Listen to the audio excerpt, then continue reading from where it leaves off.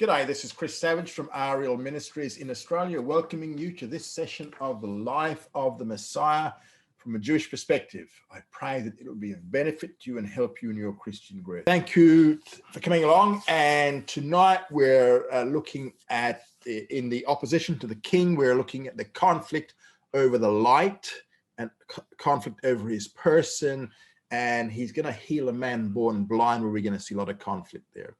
Now, last session, we saw that Jesus' brothers were not believers. They were trying to, they were challenging Jesus to go to Jerusalem.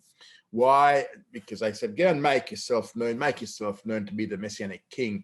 And we see that their works were actually evil, because they were trying to have him killed in Jerusalem. Going up to Jerusalem by way of Samaria. Remember, the Samaritans will allow passage going from Jerusalem, but you can't go through Samaria on the way to Jerusalem. So they refused passage for Jesus and his disciples, and we see James and John wanting to call down fire from heaven to destroy the Samaritans. Jesus, once again, he spoke about discipleship, about counting the cost of discipleship, which was denying self. We saw the incident with the scribe. The scribe was very hasty to become a disciple of Jesus, but Jesus says you've got to count the cost first, and the cost was a little bit too much for the scribe, so he didn't become a disciple. Then we had another incident about not delaying but taking up your cross, and this was a young man who said, I have to go and bury my dad. Which means that he had to wait for his father to die and then spend another year at the grave or in the area saying the Kaddish prayer for his father. So what he did was he refused to commit to follow Jesus straight away. And then we had the division of loyalty, where Jesus says, come follow me, to another young man. But he says, oh, listen, I just got to go back to my family and just, tell him I'm leaving. And really there was divided loyalties there. Jesus says, there's no divided loyalties if you're going to be a disciple of mine. It's 100% commitment. We saw the conflict at the Feast of Tabernacles. Remember, there are two ceremonies at the Feast of Tabernacles. There was the outpouring of the water and the kindling of the lampstands. Now, the outpouring of the water, what was that all about? We see that the priests, what they would do for 7 days, they'd march down from the Temple Mount down to the pool of Siloam, collect pitchers of water, go back up again, pour it at the base of the altar. And that symbolized the outpouring of the Holy Spirit upon Israel in the last days. Now, the kindling of the lampstands, remember we had these massive lampstands were erected. Each of them had 4 lamps on the top. The apprentice priest would scurry up the ladders to go and light them. And what we saw with the kindling of the lampstands, that represented the Shekinah glory, because the lampstands lit up the entire Jerusalem. And that was the rabbinic interpretation, that represented the Shekinah glory. And then we see Jesus's or Messiah's authority was questioned. They couldn't work out who he was. They said he was unlearned because he never went to any of the rabbinic schools down south. But yet the leaders didn't stop him from teaching. So, the masses were divided. Could he be the Messiah? And in fact, many did believe in him. But the Sadducees and the Pharisees says we need to arrest Jesus and get rid of him. Jesus, in regard to the outpouring of the water, Jesus gave a call to salvation. He said, if any man thirsts, let him come to me and drink. And the Pharisees' response to that was, he says, listen, none of us Pharisees who are learned men have believed on him. It's only there's common folk who believe in Jesus because they're unlearned. Actually, what they're saying is they're fools. That's why they're believing on Jesus. Now, we see that they had an attempt to trap Jesus in regard to an issue regarding the Mosaic law. It says that there's a man and woman caught in adultery, and the Mosaic law said they need to be stoned to death. And so they challenged Jesus for his response. And, while they're challenging Jesus, Jesus just casually writes with his finger on the ground. And remember, we said that in the Greek, it was his finger that was being highlighted. And now why? Because we know that the 10 Commandments were written with the finger of God. So Jesus actually knew all that the Mosaic law said about adultery. A couple of things about that being caught in adultery. Mosaic law said that you had to have 2 or 3 witnesses, and also said that these witnesses must be the first to cast the stones. Also said that these witnesses had to be faithful and true, which meant that they couldn't be guilty of the same sin. And what happens? One by one, all the men walked away. So Jesus is then left with the woman. And what this was implying was that the accusers were all guilty of the same sin. And Jesus couldn't condemn her because there were no legal grounds. There were no witnesses. So therefore, no one to cast stones. Therefore, he pronounced her, go back home. But he says, stop sinning. Okay, so that brings us up to this week, where we are now looking at the conflict over the light. And we find this in John's Gospel, chapter 8, verses 12 to 20. Just a couple of things before we go here. We're going to see the second of John's I am statements, where he says, I am the light of the world. And this is a response to the second key ceremony of the Feast of Tabernacles, which is what we did last week, which he's still in that area, where he says, I am the light of the world. And that was in regard to the kindling of the lampstands, which, as we said earlier, it represents the Shekinah glory, which is God's visible presence in Israel. And now Jesus is claiming to be that Shekinah glory. He says, I am the light of the world, which is the Shekinah glory. And so what we're going to see here is that this is going to be followed by John's sub-theme. Remember, in John's Gospel, we see that there's a sub-theme, which is a conflict of light and darkness. And in this, it says here, he that followeth me shall not walk in the darkness, but shall have the light of life. Now, the rabbinic commentary, Ikar Rabati 68.4, says that Rabbi Bibi ben Gariah said, light is the name of Messiah. So actually, in that rabbinic commentary, light is viewed as being a messianic name. And this comes out here in this section as being Jesus as being the light of the world. And this section also, we're going to see the fifth of John's 7 discourses, which is the discourse on the light of the world. Now, paragraph 101 is a conflict here. The conflict comes up in verse 13 of John chapter 8, when the Pharisees say, thou bearest witness of thyself, thy witness is not true. Now, this is a challenge the Pharisees make of Jesus. The Pharisees discount Jesus' testimony on the precept that truth is confirmed by 2 or 3 faithful witnesses, which is part of Mosaic law, because it's taught in Deuteronomy 17, verse 6 and Deuteronomy 19, verse 15. Nothing is established on the basis of just one witness. You must have 2 or 3 faithful witnesses. Now, in response to their accusation, Jesus says 3 things.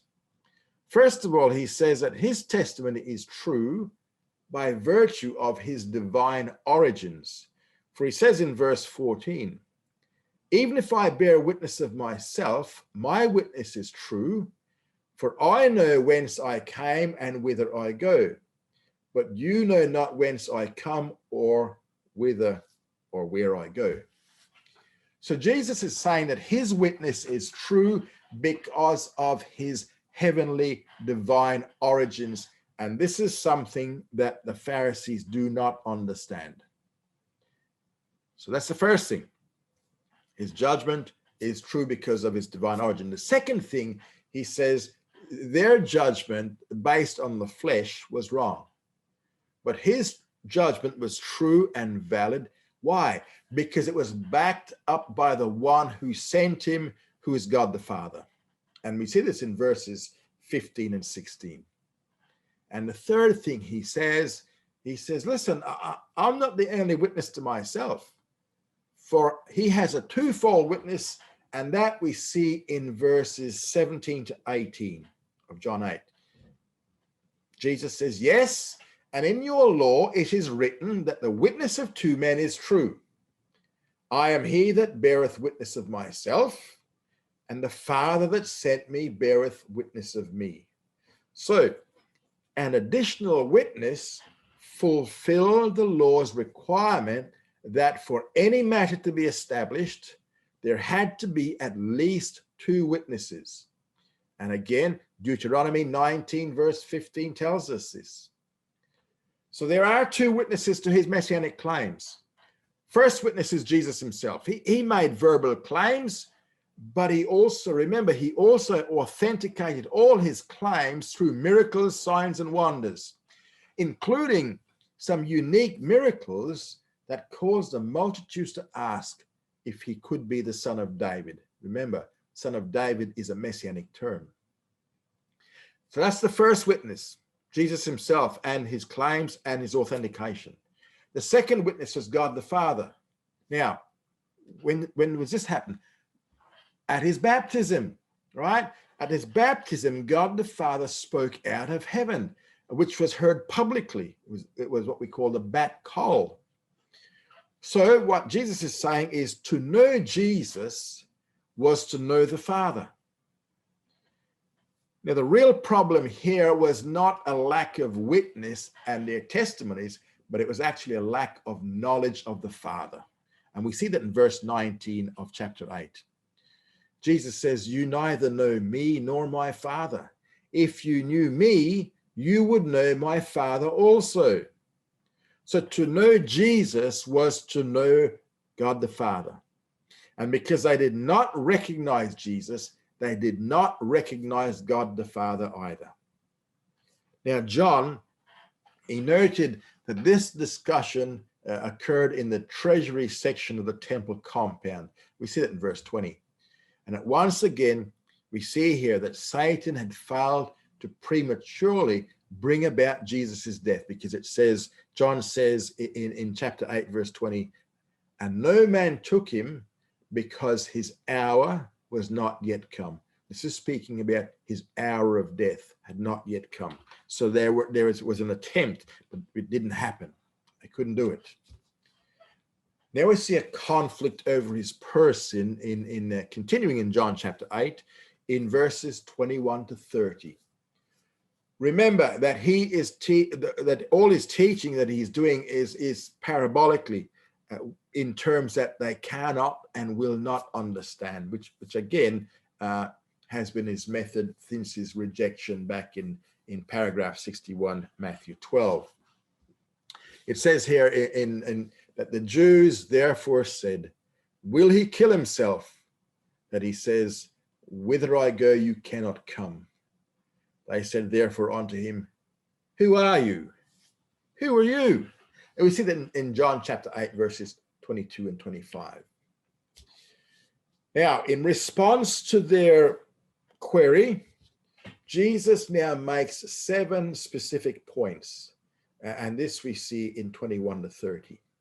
First of all, Jesus says he was going to depart to a place where they could not follow. He says, I go away, and where I go, you cannot come. And that's in verse 21. Secondly, he says that they would die in their sins. He says, you shall die in your sin. Again, verse 21. Now, the third thing he says here is that he distinguishes between the one that he represented and the one that they represented. Because Jesus says to the Pharisees, he says, you are from beneath, I am from above. And this is verse 23, sorry. And the fourth thing that Jesus says to them was that they had to accept him as the Messiah to have eternal life, and they must see him as a true object of faith. Because Jesus says in verse 24 of John 8, he says, for except you believe that I am he, which is the Messiah, you shall die in your sins. And that's the call to all of us today. We need to realize that he is the messianic person. And then the fifth statement he says to them, it virtually will be that he will be the one to ultimately to judge them. He says, I have many things to speak and to judge concerning you. That's verse 26. Now, we also see that he was sent from the Father, and he was actually the Father's agent. Remember, one of John's things is that Jesus came to reveal the Father to men. And John is the only one who talks about that. So Jesus says, howbeit, he that sent me is true, and the things which I heard from him, these speak I unto the world. That's the second half of verse 26. Therefore, Jesus was the Father's ambassador and said what God the Father wanted him to say. And Jesus quite often says this. He says, I only say what the Father tells me to say, and I only do what the Father tells me to do. And the seventh thing we see here is that they would eventually crucify him. And again, he states this in a way that they don't understand. Because remember, he's speaking in a parabolic way here. When you have lifted up the Son of Man, then shall you know that I am he, and that I do nothing of myself, but as the Father taught me, I speak these things. That's verse 28 of John 8. They would realize too late that he really was the Messiah whom the Father had sent, and that the Father never left the Son alone, since all Jesus did was pleasing to him. And that we find it in verse 29 of 8. Now, since most of the people did not understand his parables, it says that they perceived not that he spoke to them of the Father. Verse 27. However, for some, the lights did come on, because it says in verse 30 of John 8, he says, as he spoke these things, many actually believed on him. So the lights finally came on for many.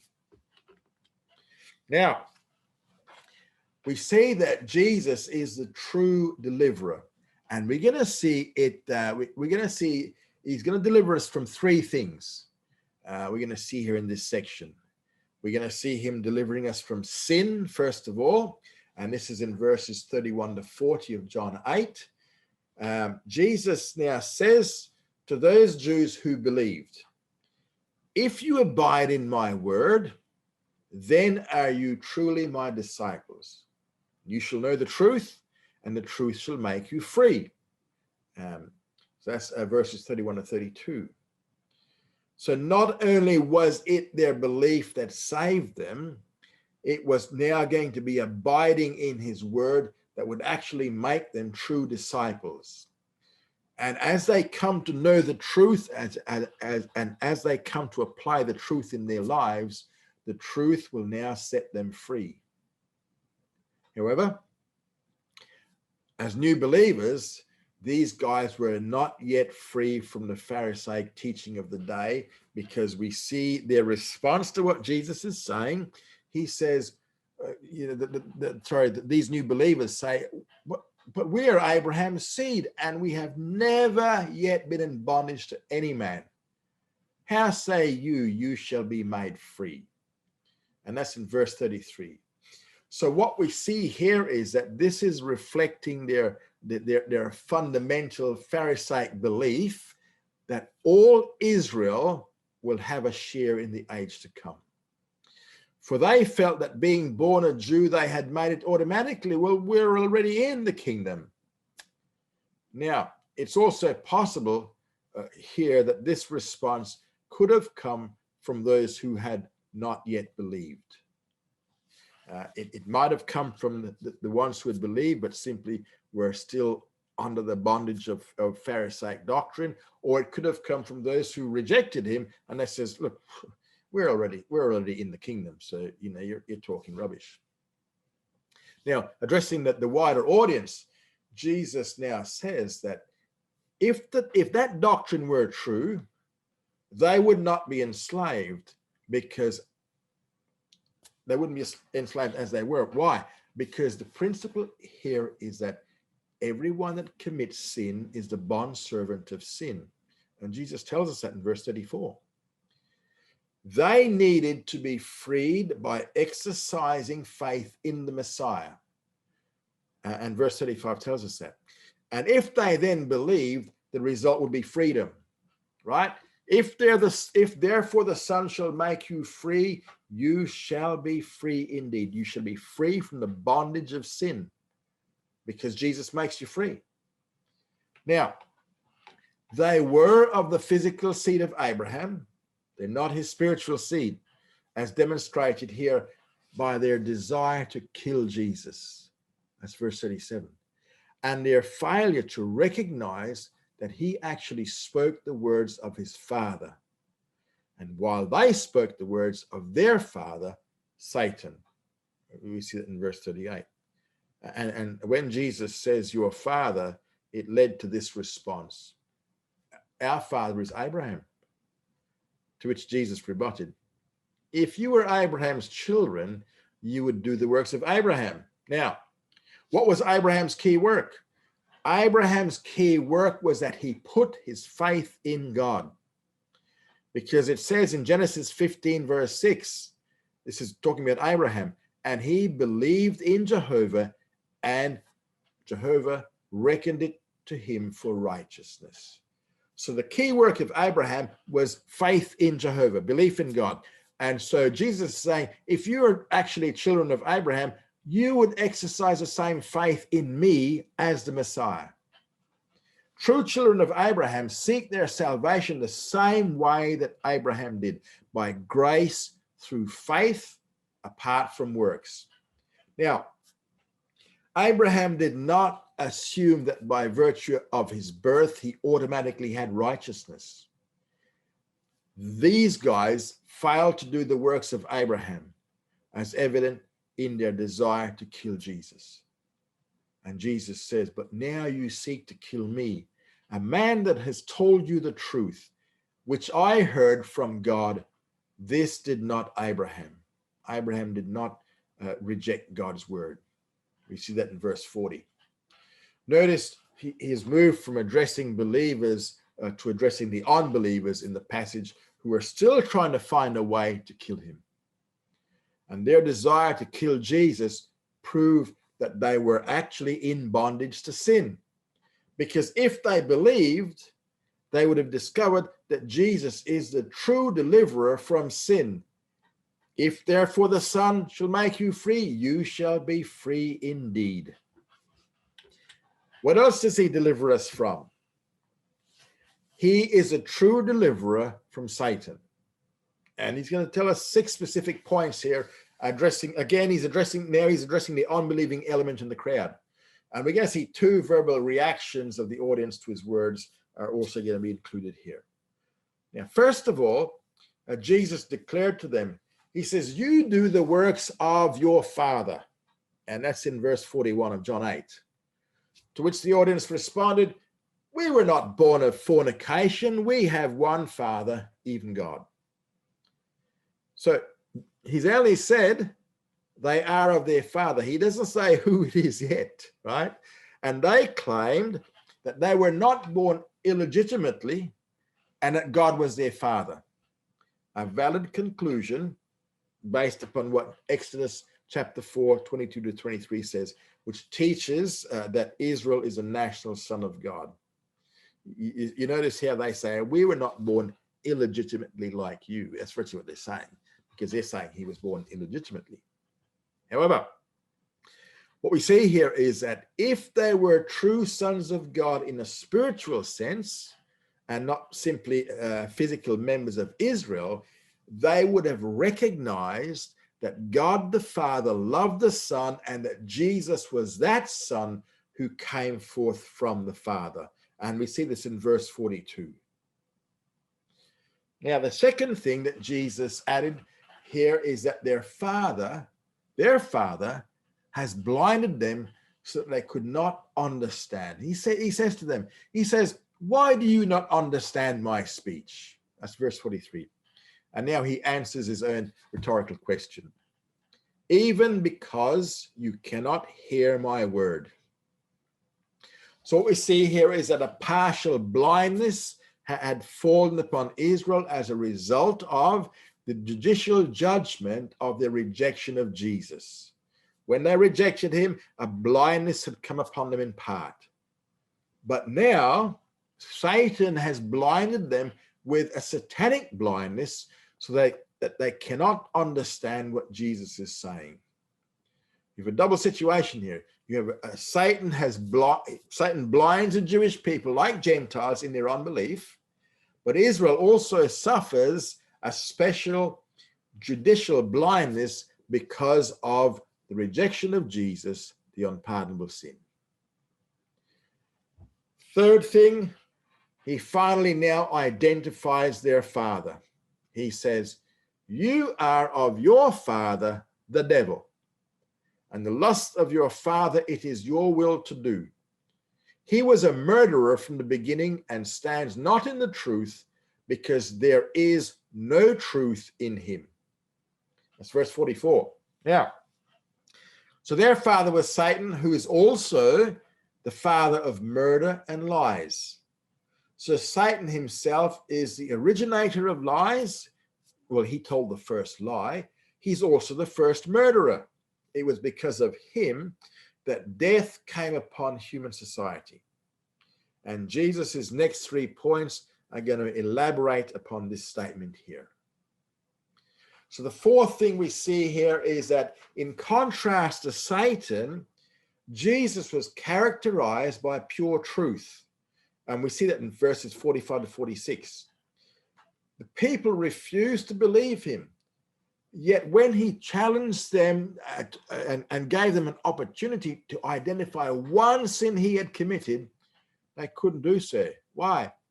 Because Jesus kept the Mosaic law perfectly. There was no sin in him. He didn't commit any. The fifth thing he says regarding being of Satan was that they were not of God. If they had been of God, they would have heard the words of God. And their deafness showed that they were really Satan's children.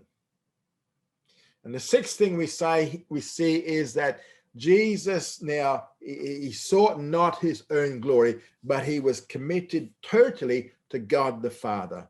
Because in verse 50, he was the one who deserves all glory, as he was the one that seeks and judges. This is verse 50. And during this discourse here, Jesus was interrupted. And it says in verse 48, the Jews answered and said unto him, "Say we not well that you are a Samaritan and have a demon?" Now, again, this is the masses here have now accused Jesus of being demonized. And remember, it started off with just the leadership, but now they've begun to accept the Pharisaic explanation, and they're reaffirming Jesus' accusations that they were liars and murderers because they claimed he was demonized and they sought to kill him. They knew he was a Jew and not a Samaritan. So what was the connection that we see here between the word Samaritan and having a demon? There is a connection, and the connection is based on Jewish demonology of that day. In Hebrew, the word for Samaritan is Shomroni, Shomroni. And the root of this word Shomron also referred to a specific demon. And this demon was the father of Ashmedai, Ashmedai, who was the prince of demons in Jewish demonology. So what we see here is that Shomron was therefore the same as Samael or Satan. I know this is a bit of not Greek, bit of Hebrew. So the people were saying to Jesus, "You are a child of the devil and you have a demon." And their accusation here especially reflected the Pharisees' explanation, because they're the ones who said that he was demon-possessed by the prince of demons, Beelzebul. Now, the third thing we're going to be delivered from is death. And we see this in verse 51. And now Jesus extends an offer He says, verily, verily, or truly, truly, I say unto you, if a man keep my word, he shall never see death. That's verse 51. Now notice, Jesus is speaking parabolically because they're assuming here that by believing in him, they will never die physically. But Jesus is speaking spiritually. And their response actually demonstrates that they fail to understand that he was in fact speaking of spiritual death. And this now leads to a new accusation. The Jews said unto him, now we know that you have a demon. That's verse 52. And the evidence they gave was as follows. Abraham died, and the prophets, and you say, if a man keep my word, he shall never taste death. Well, how come Abraham and the prophets died? And they asked, are you greater than our father Abraham who died? And the prophets died. Whom make you yourself to be? Now, remember, Jesus is still speaking parabolically here. And he uses terms that they could not and would not understand. And the people were angry at him because they did not understand that he was speaking about spiritual life and death, not physical life and death. They challenged him saying, who do you make yourself out to be? Now, by now, they should have known that he proclaimed himself to be the Messiah, but they missed it. Nevertheless, Jesus answered their question and stated three things. First of all, he was one who did not seek to glorify himself. Rather, he was one whom the Father glorified. We see that in verse 54. My Father glorifies me. Second, while they claimed God as their own, they did not know him. But Jesus knew him, and to claim otherwise would have made him a liar. That's verse 55. Third, he was the one whom Abraham sought. He says, your father Abraham rejoiced to see my day, and he saw it and was glad. That's verse 56. Again, remember, Jesus is still speaking parabolically, so his audience completely misunderstood his words. And the Jews therefore said unto him, you're not even 50 years old, and have you seen Abraham? That's verse 57. How old was Jesus at this time? Well, he was roughly around about 36 years old. So he was obviously not yet 50 years old. So how could he have seen Abraham, who lived centuries before? Their question now led Jesus to make a very clear declaration of divinity. Verily, verily, as truly, truly, I say unto you, before Abraham was born, I am. Verse 58. He did not say before Abraham was, I was, as if he has merely taught his own pre-existence. He was proclaiming his own deity. He used the present tense saying, before Abraham was, I am. So he was clearly identifying himself as Jehovah, the I am of the Old Testament, the one who revealed himself to Moses as I am that I am in Exodus 3 verse 14. Now, today, not every reader, who would read the scriptures would actually immediately recognize this statement as a declaration of deity.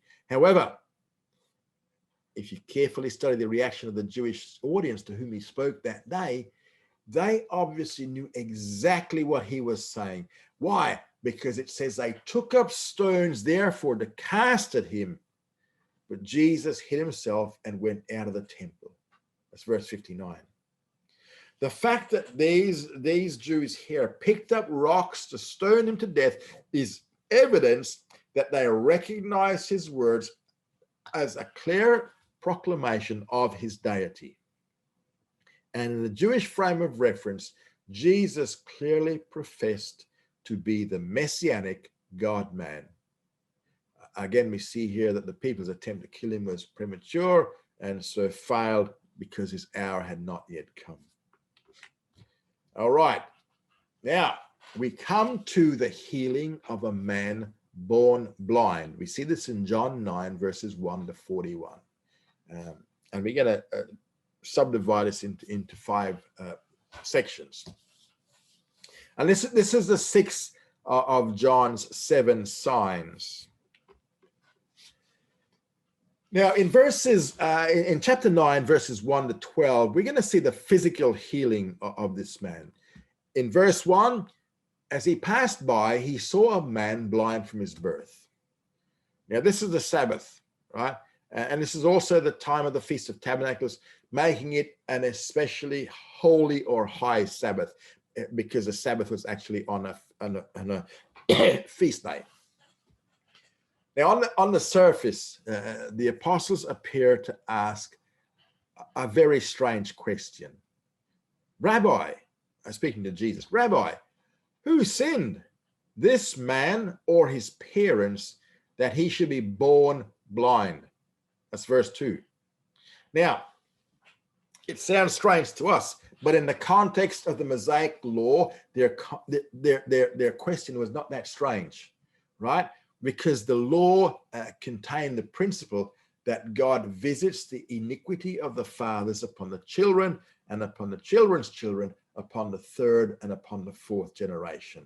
And we find that in Exodus 34, verse 7. So conceivably, the parents in this passage had committed a specific sin, and God had visited that sin upon their son, causing him to be born blind. Now, but the strange part of the conversation was when the apostles wondered if the man himself had sinned. How could the man have sinned in the womb before being born? Well, we need to understand the Jewish perspective here, because first century Jews did not believe in reincarnation. They didn't believe in that, all right? The apostles' question reflects the Pharisaic Judaism in which they were raised. According to this doctrine, a birth defect resulted from a specific sin committed either by the parents or by the baby. Now, at the point of, this is rabbinic Judaism, at the point of conception, the fetus was thought to have 2 inclinations.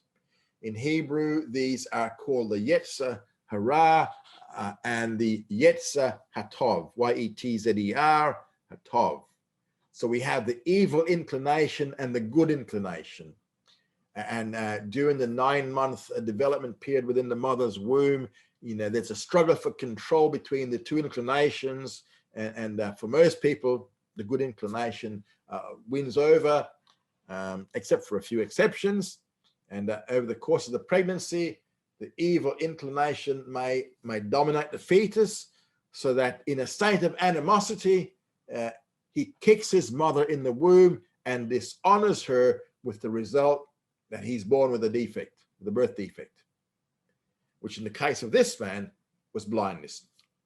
That was Pharisaic or rabbinic Judaism of the day, okay? Not biblical, rabbinic Judaism of the day. Now, the Pharisaic doctrine had an important implication here for Jesus's person, because to heal someone who went blind, that was not an exclusively messianic miracle. And the Pharisees would have been able to perform it.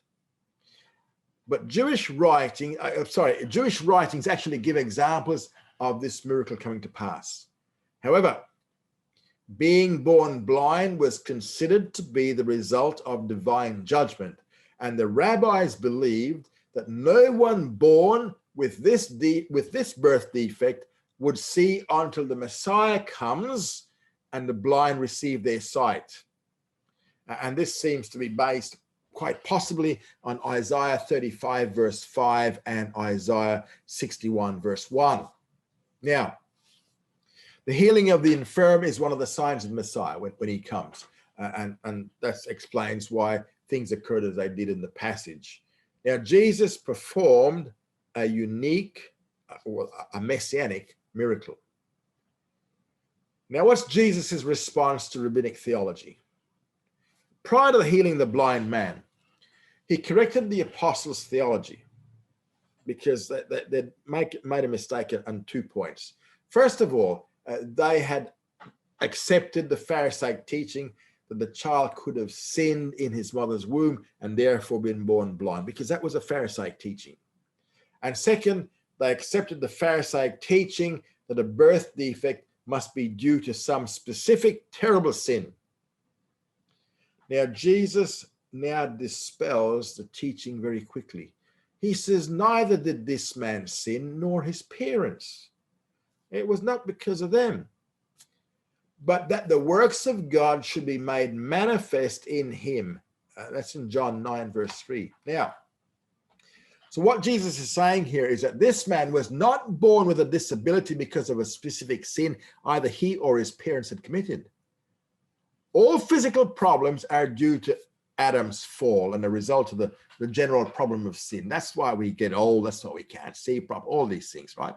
Men die because they're descendants of Adam. However, to say that a specific birth defect or a sickness or an illness or injury is always caused by a particular sin or a particular demon is a false teaching.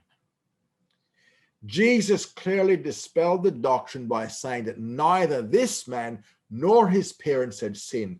In actual fact, God arranged for this man to be born blind so that his works should be made manifest in him.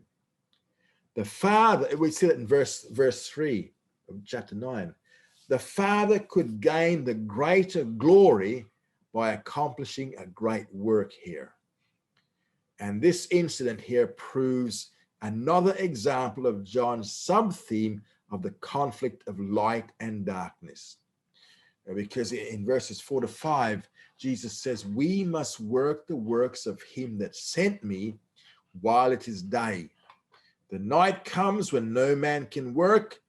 When I am in the world, I am the light of the world.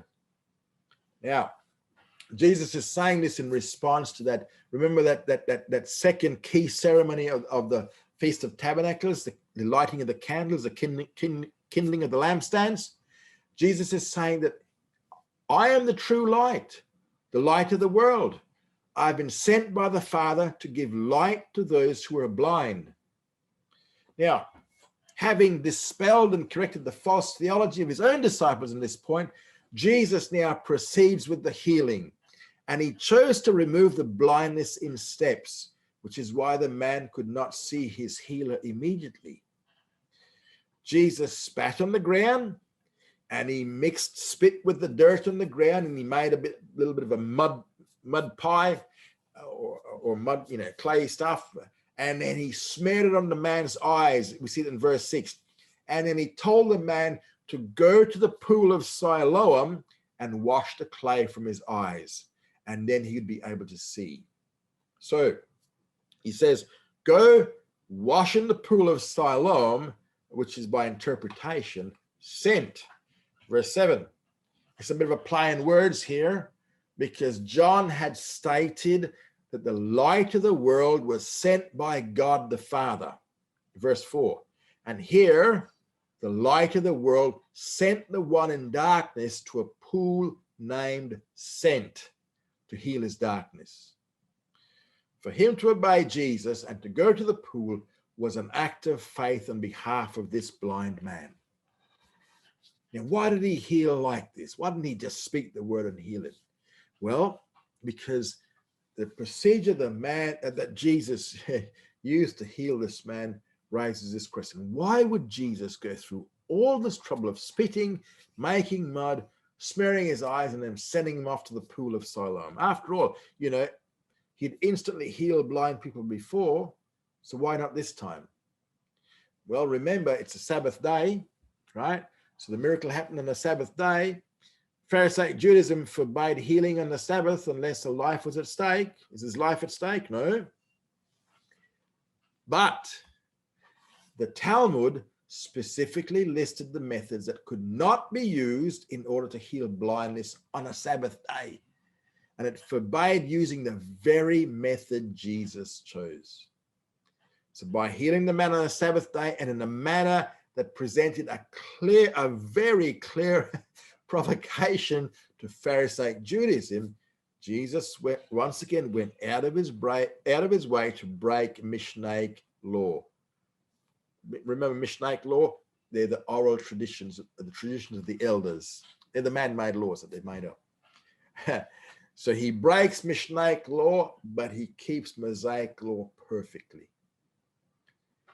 Now the pool of Siloam, it wasn't easy to get to from the main part of Jerusalem. The man had to walk down a steep hill to the lowest part of the city. That's the city of David. A pretty difficult task for those who had sight, but even more difficult for a guy who is blind and who's now got, mud splattered on his face.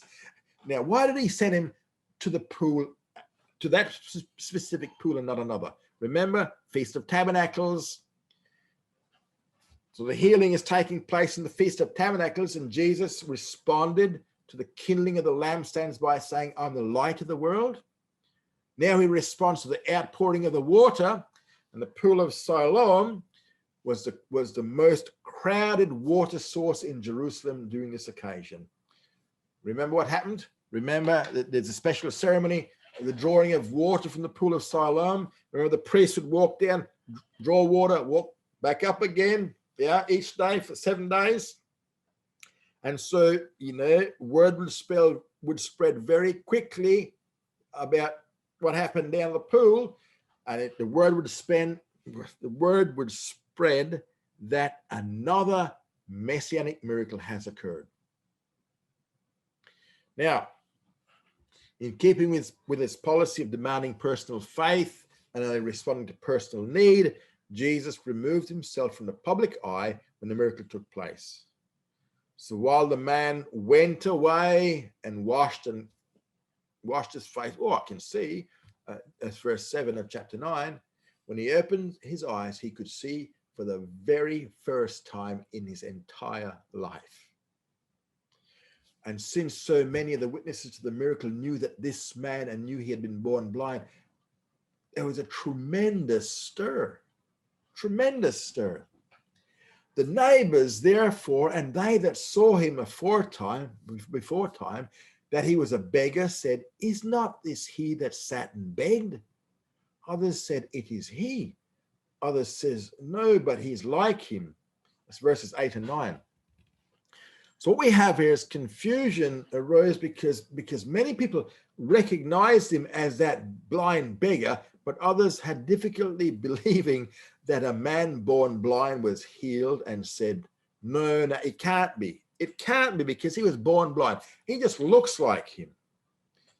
Finally, the man had had enough. He says, I am the man. I am that man, which led them to ask a very crucial question.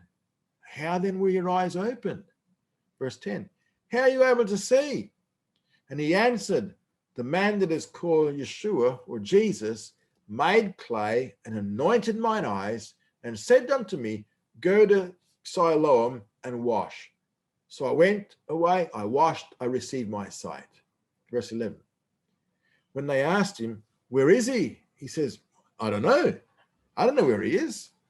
He had still been in a blind state when Jesus sent him to the pool, and therefore he'd never even seen what Jesus looked like. Even now, when he could see, he didn't know who Jesus was or what he looked like, because this is the first time he can see. Now, theologically, the people, they just couldn't take this in. They couldn't reconcile what had just happened. Something good, a miracle, which only the Messiah could perform, had occurred. He had healed a man born blind. However, he had healed a man on the Sabbath day in a way that Pharisaic Judaism completely forbid. So they decided to take the man to the Pharisees for an explanation. You need to go and see we need to see the Pharisees. He needs to explain. Now in verses 13 to 17, we now see the first interrogation. And this is interrogating the man by the Pharisees. It's a messianic miracle. It needs to be investigated and it needs to be explained. It's verse 13. So Jesus chose to heal the man on a Sabbath, creating a stir among the masses. And the Pharisees knew very well that they must act on this issue. And as they began to interrogate the man, to discover how he received his sight after being born blind, a division now arose amongst them. Some therefore of the Pharisees said, "This man is not from God, because he keeps not the Sabbath," talking about Jesus, because he healed a man on the Sabbath. That's verse 16 of John 9.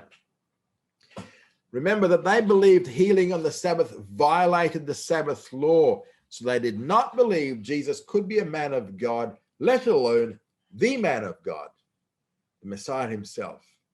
Others said, "How can a man that is a sinner do such things, such signs?" And this led to the motif that we see in this section, a division. And there arose a division among them.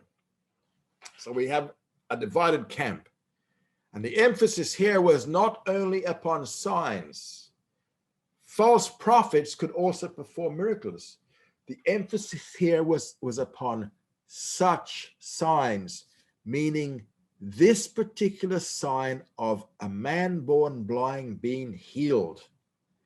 And when the religious leaders asked the blind man who can now see for his opinion regarding the one who had healed him, he says, he must be a prophet. He must be this Jesus must be a prophet. Verse 17. However, though a prophet might be able to perform miracles, because we see Elijah and Elijah, they certainly perform lots of miracles. To perform a messianic miracle was not the Pharisaic prerogative of a prophet, but rather it was the prerogative of the Messiah alone. So the first interrogation of the man did not lead to any specific conclusion. So we need to continue interrogating. In verses 18 to 23, since the result of the first interrogation of the man was inconclusive, the Pharisees, doubting he was really born blind, asked his parents in verse 18. And responding to their questions in verse 19, the parents confirmed two things. This man was definitely their son. Yes, he is. And he really was born blind. Yes, he was. Verses 20 and 21. And they eliminated any possibility that this man was a fake or that anyone was trying to deceive the Pharisees. And when the Pharisees asked the parents, whether their son had really been born blind, and if so, how was he now able to see? The parents said nothing more, and they allowed their son to speak for himself. And the reason they were reluctant to say any more is because these things said his parents, because they feared the Jews, for the Jews had agreed already that if any man should confess him to be the Messiah, he should be put out of the synagogue. Verse 22. And here John used the term Jews to refer to the religious leaders. The Pharisees had already decreed that if anyone owned Jesus as the Messiah, he would be excommunicated from the synagogue. And the parents knew that the Pharisees had made this decree, so they chose not to comment any further, except to say two things. Yes, the man was their son, and yes, he was born blind. And to avoid their own excommunication, they went no further, but says, our son is a grown man, ask him. Therefore, interrogation ended. Now, the second interrogation, 24 to 34, the Pharisees now begin to lose their sense of logic because they're pretty enraged. And they summoned the man who can now see, and said, give glory to God. We know that this man is a sinner. Verse 24. Knowing someone is a sinner is not a reason to be praising God. But the Pharisees were so beside themselves over Jesus that they can't think straight anymore. At this point, the man healed of his blindness said very tactfully, he says, whether he's a sinner, I know not. One thing I know, that whereas I was blind, now I see. Verse 25. Now the man's response was not simply a statement of fact, it was also a challenge to the Pharisees. Why? Because the one that they had to answer, they now have to answer this question. He was born blind, he was not merely gone blind later in life. And the Pharisees had taught him that only the Messiah could heal someone blind from birth. And according to their theology, Jesus should now be declared to be Israel's Messiah. Instead, what did they do? They call him a sinner. So please explain. Pharisees, please explain. I don't understand. Now the Pharisees take up the challenge. What did he to you? How opened he your eyes? This is verse 26. The man already explained how the healing had occurred. So he responded, I told you even now. I already told you. And you did not hear. You did not listen. Wherefore, would you hear it again? Would you also become his disciple? Yeah, that wasn't very tactful to say to the Pharisees. And they replied in like manner.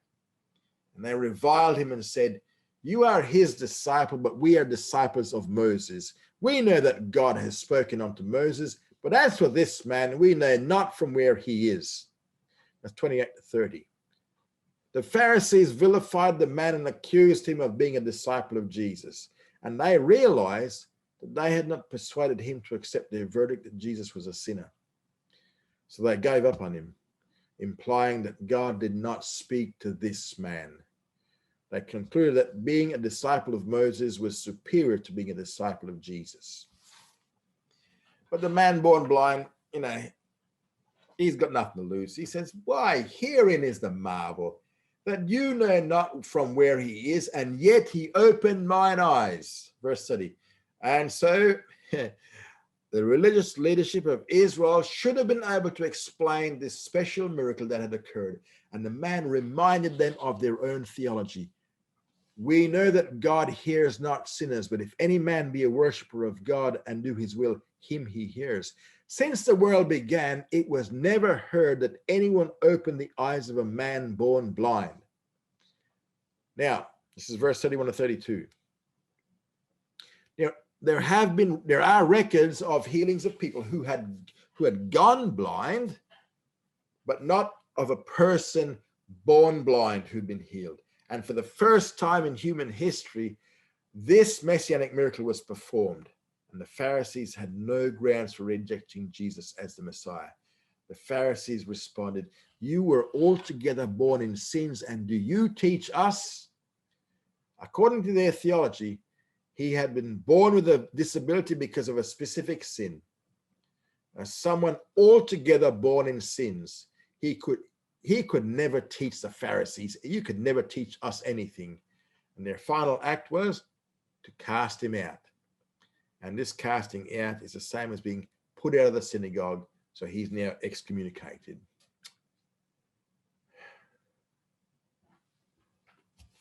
We find the spiritual healing in verses 35 to 41. Now, up to now, the man hadn't seen Jesus yet. Because remember, when he walked away from him, he was still physically blind. And when Jesus heard that the man had been cast into the synagogue, he found him and said, do you believe on the Son of God? And it's verse 35. And the man asked, and who is he, Lord, that I may believe on him? 36. And Jesus answered, you have both seen him, and he it is that speaks with you. And this led to the man's statement, an act of faith. And he said, Lord, I believe. And he worshipped him. Now, verse 38. For one Jew to worship another meant he understood him to be the Messiah. And the text ends with another example of John's sub-theme of the conflict of light and darkness. Verses 39 to 41. Jesus said, for judgment came I into this world, that they that see not may see, and they that see may become blind. And those of the Pharisees who were with him heard these things and said unto him, are we also blind? Jesus said unto them, if you were blind, you would have no sin. But now you say, we see, your sin remains. So Jesus now contrasted the man born blind with the Pharisees. And the man born blind, he went from physical darkness and blindness to physical light and sight. He also passed from spiritual darkness and blindness to spiritual light and sight. But the Pharisees, on the other hand, had physical light and sight, but because of their unbelief, they remained in spiritual darkness and blindness. Now, Had they have acknowledged Jesus as the Messiah, they would have escaped their spiritual darkness and blindness. If they had accepted him as the light of the world, Jesus would have forgiven their sins and they would be sinless. Instead, they claimed to see but remained in spiritual blindness. Therefore, their sin remained. And the Pharisees responded specifically to each of the three messianic miracles. Remember, when Jesus healed the Jewish leper, they began an intensive investigation of his doings. When he cast out the dumb demon, they rejected him on the basis of demon possession. And in response to the healing of the man born blind, they now rejected his followers. Because any Jew who accepts Jesus as the Messiah was to be excommunicated from the synagogue. And that policy is still maintained to this day. And that is your lot for today. Okay.